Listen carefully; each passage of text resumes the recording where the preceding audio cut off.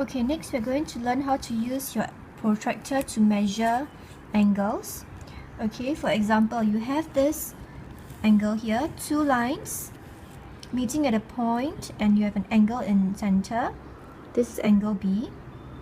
Okay, now before I use my protractor to measure my angle, I'm going to write down 0 over here for this line. Right, you will see why I write 0 here later. Now, two things you need to take note of when you put the protractor on your angle to measure. Number one, this black line here must be on this red line.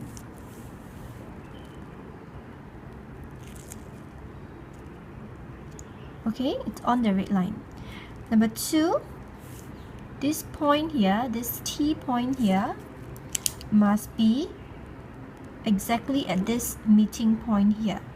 This and this must meet. Okay, so number one, this line must be on this line. This point must be on this point. So two things, alright, let's try. Okay.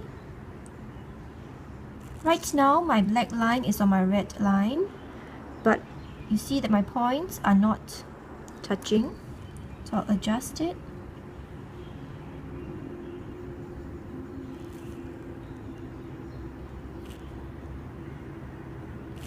Okay, now it's correct. Okay, remember two things.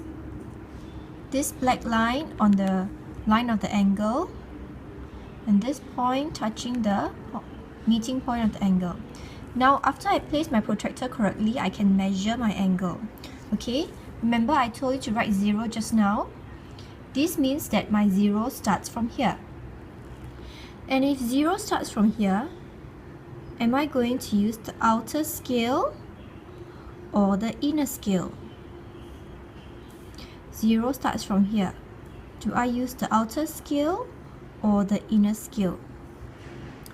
Right, I use the outer scale because 0 starts from on the left, means I use the outer scale. Let's measure together. So 0, 10, 20, 30, 40, 50.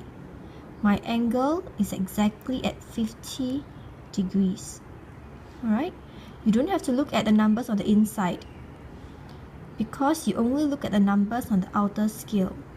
So 0, 10, 20, 30, 40, 50.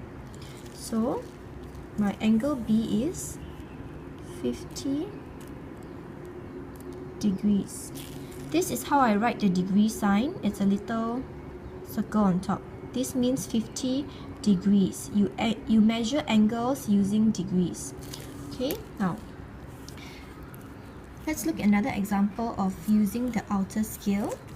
This is my angle and I want to measure angle X. Alright, again I put 0 here.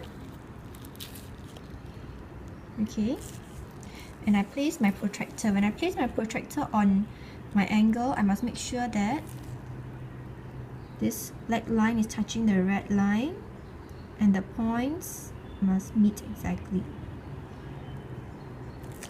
Okay, so now my protractor is placed correctly. The black line on the line of the angle and the meeting point here.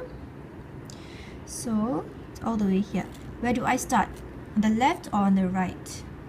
I start on the left because 0 is here. If 0 is here, I use the outer scale because outer scale 0 starts from here. Let's try.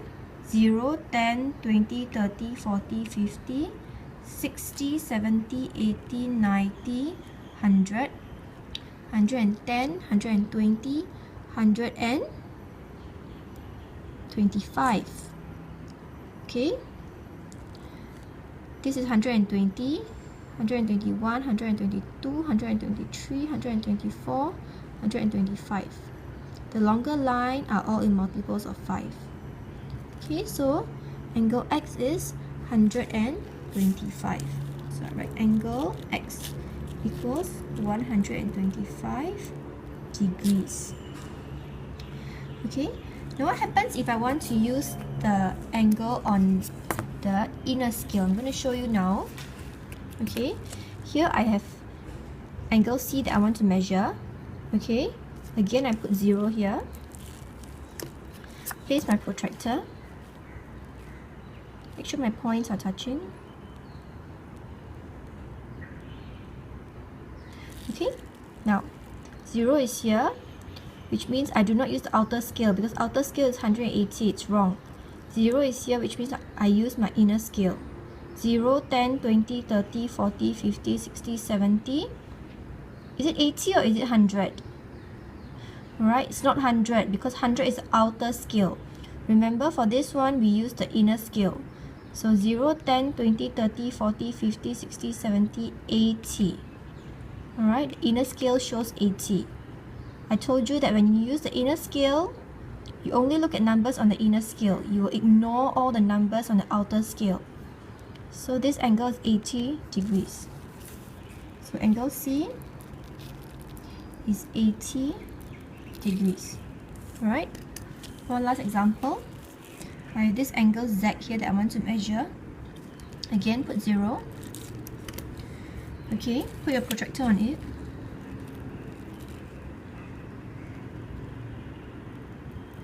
Alright.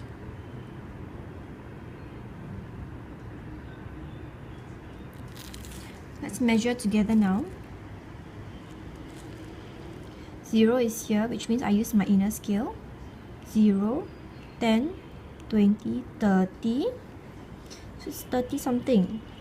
How do we know? We need to look at the lines here. 30, this long line is 30, 31, 32, 33, 34. Alright, it's not 150. No, because I use the inner scale. Inner scale is 30 something. Alright, ignore the numbers on the outside. You only look at the lines. 30, 31, 32, 33, 34. Okay, so angle Z is 34 degrees.